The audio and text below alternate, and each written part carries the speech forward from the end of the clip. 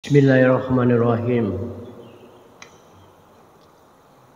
Assalamualaikum warahmatullahi wabarakatuh.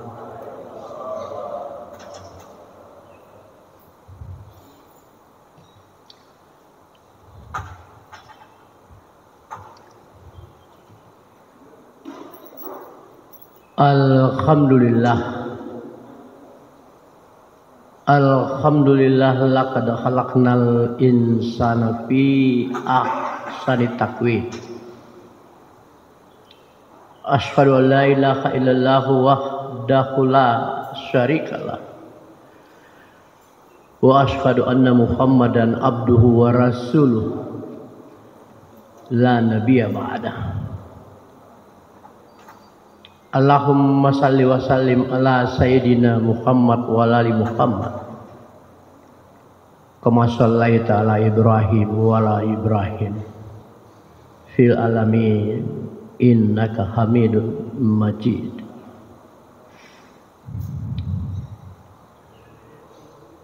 Jamaah salat subuh Masjid Raya Bukit Baruga dimuliakan Allah. Hari ini Rabu 13 Juli 2025. Sebagaimana biasanya saya diamanahkan untuk menyampaikan sharing pendapat dengan jamaah. Dan pada hari ini berkait dengan politik kontemporer. Politik kontemporer ini saya pernah sampaikan di masjid ini pada 11 Juni 2023. Jadi hampir 2 tahun yang lalu. Juni 2023 itu agak hangat politik karena memasuki 2024. Ada isu 3 periode.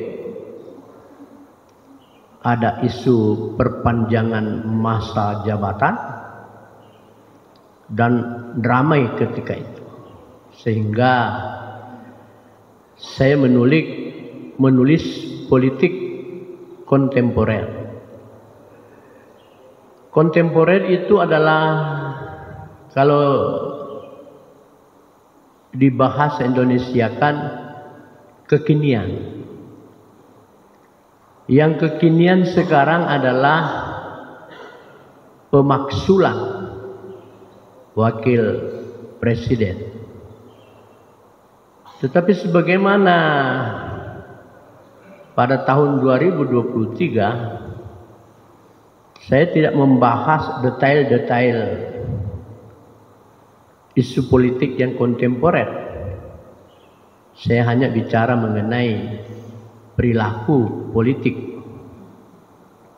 Berhubung dengan perilaku politik, perilaku itu behavior, tingkah laku.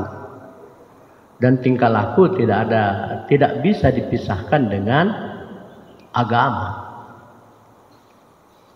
Oleh karena itulah kita bicara mengenai behavior, tingkah laku politik di mimbar masjid ini.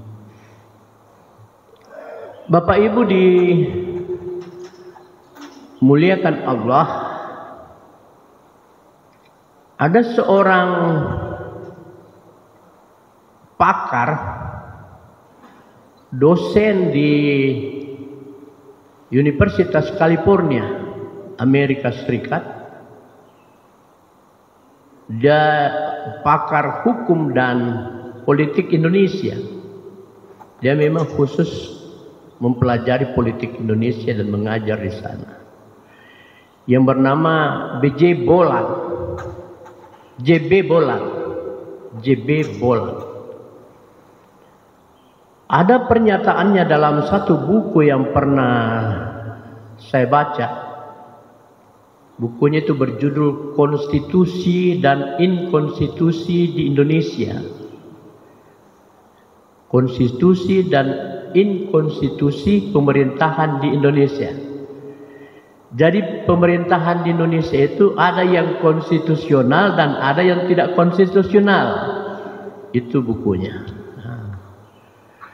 Lalu kesimpulannya dia katakan, Indonesia selalu mampu menyelesaikan masalahnya, masalah ini masalah politik, sekalipun dengan cara yang tidak dianutnya.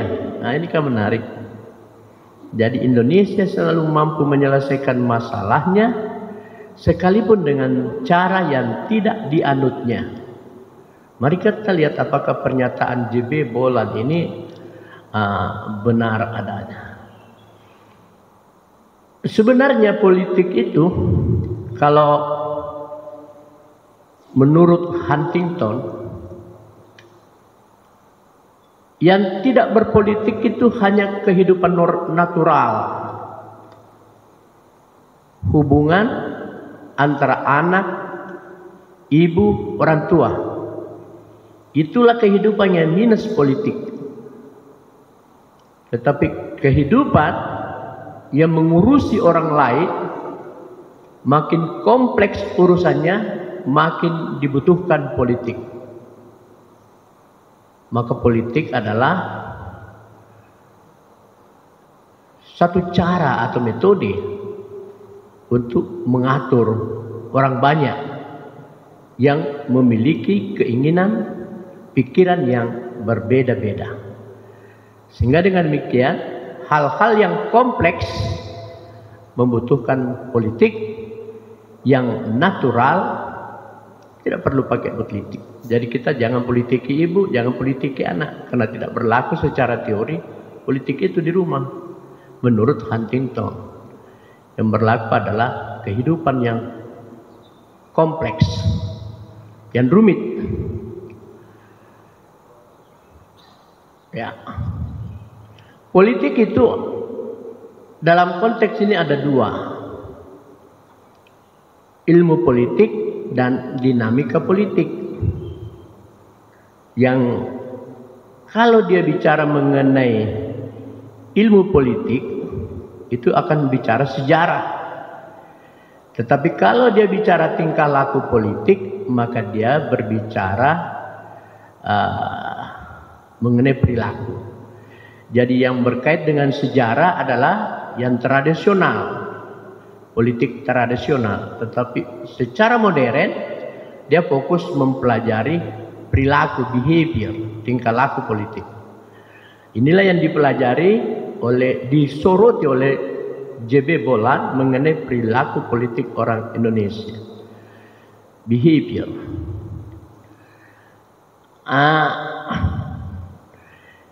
Kita bicarakan ini karena ada ayatnya. Allah Subhanahu wa taala berfirman di dalam Al-Qasas 77. A'udzubillahi minasyaitonir rajim. Bismillahirrahmanirrahim. Wabtaghi fima atakallahu daral akhirat. Dan carilah pada apa yang telah dianugerahkan Allah kepadamu untuk negeri akhirat. Daral akhirat, kampung akhirat, negeri akhirat. Carilah dengan apa yang dianugerahkan Allah padamu untuk negeri akhirat. Apa yang dianugerahkan Allah kepada kita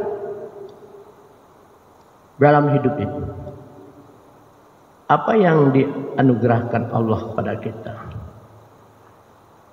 Di dalam An-Nahl 78 Allah berfirman,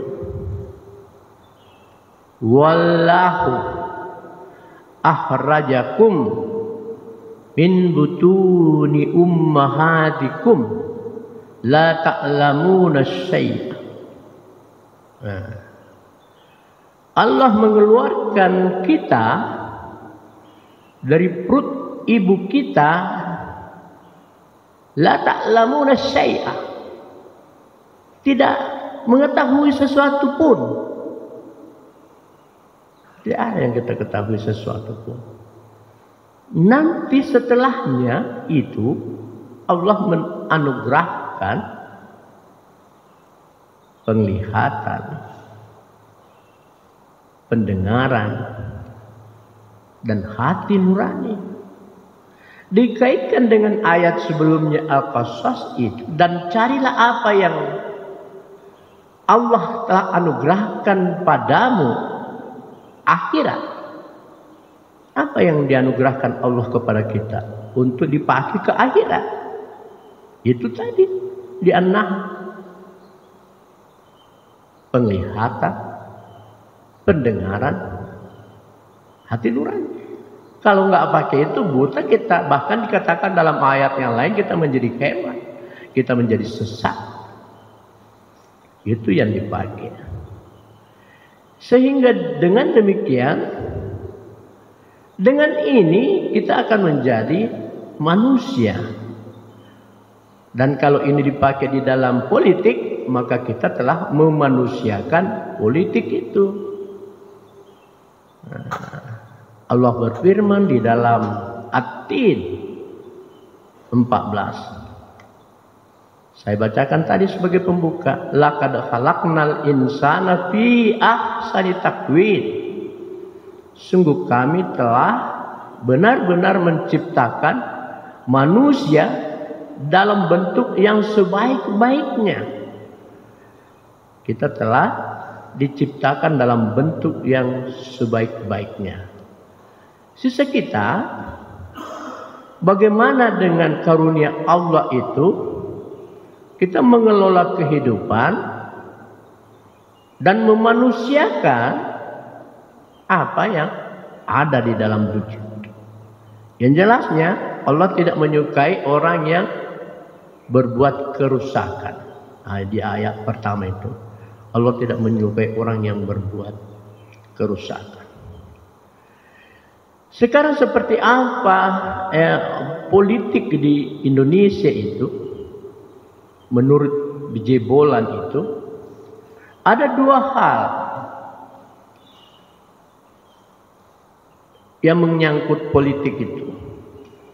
Sistem politik dan dinamika politik.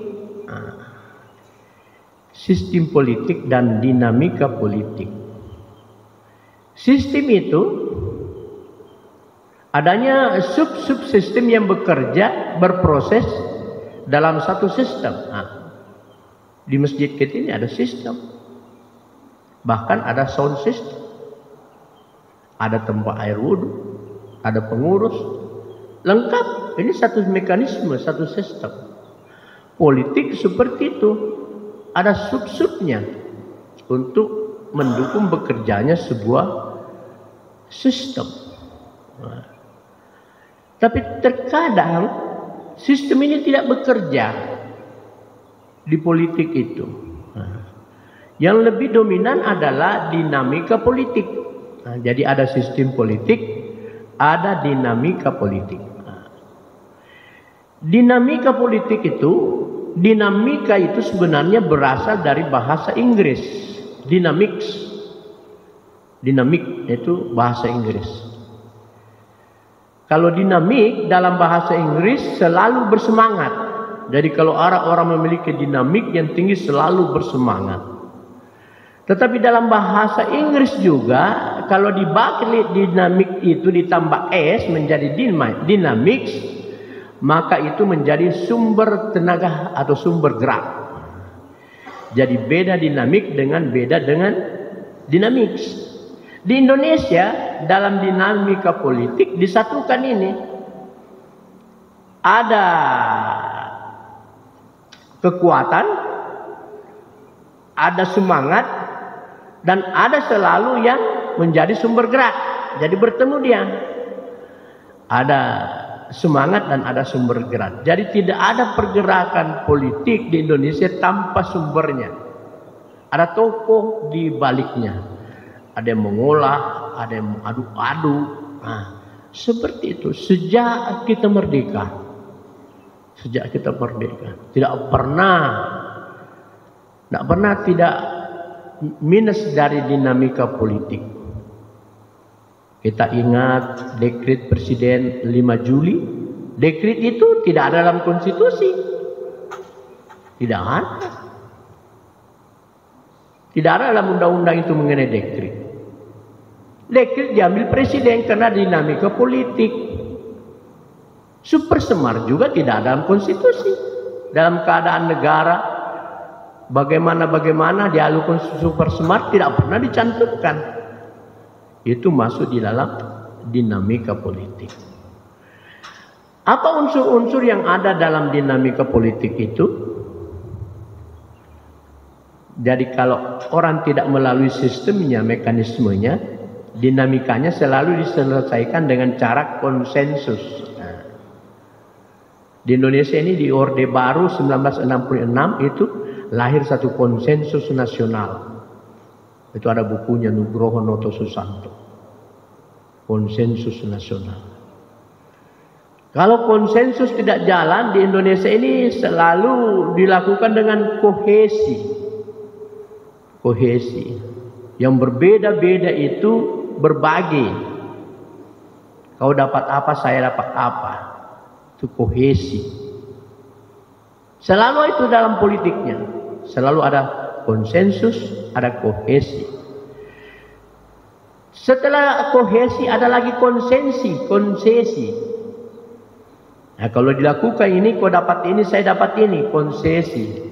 Selalu ada tenaga penggerak karena ada konsesi. Ada lagi satu yang ini umum kita kenal, koalisi. Satu partai besar berkoalisi dengan partai-partai lain dan biasa dia mengakomodasi partai kecil sehingga berjalanlah seperti itu. Yang unik adalah yang harus kita berhati-hati di dalamnya sebagai umat Islam adalah pesan Al-Quran adalah firman Allah yang menjadi tatanan tuntunan bagi kita. Wala talbisul haq wala talbisul haq bil batil wa taktumul haq wa antum ta'lamun. Dan jangan kamu campur adukkan kebenaran dengan kebatilan. Jadi sebenarnya politik itu baik sebagai ilmu, sebagai metode, sebagai cara. Hanya saja selalu dicampur adukkan kebenaran dengan kebatilan. Seakan-akan di politik itulah tempatnya itu dicampur aduk. Padahal tidak demikian halnya secara teori. Dan jangan pula kamu sembunyikan kebenaran sedangkan kamu mengetahuinya. Nah, terkadang begitu orang mengetahui yang benar tetapi tidak lakukan yang benar. Karena ada kepentingan-kepentingan yang selalu menjadi keinginan-keinginan tertentu. Sehingga dengan demikian politik sebagai behavior, maka kita mengacu kepada wala talbisul haq bil batil wa taktumul haq wa antum ta'lamun. Jangan kamu campur adukkan kebenaran dengan kebatilan dan jangan pula kamu sembunyikan kebenaran sedang kau mengetahuinya. Ini kita pakai untuk tidak fobi pada politik. Karena politik itu mutlak kita harus berpartisipasi, kita harus ikut serta. Kalau kita orang-orang di masjid ini fobi pada politik, maka semakin semraut itu politik di luar. Kita harus terlibat di dalamnya, memberi kontribusi. Nah, Allah mengingatkan pada kita, Ya ayyuhallazina amanu taqullaha wabtagu ilaihil wasilata wajahidu fi sabilihi la'allakum tuflihun. Wahai orang-orang yang beriman, bertakwalah kepada Allah dan carilah wasilah, carilah pendekatan.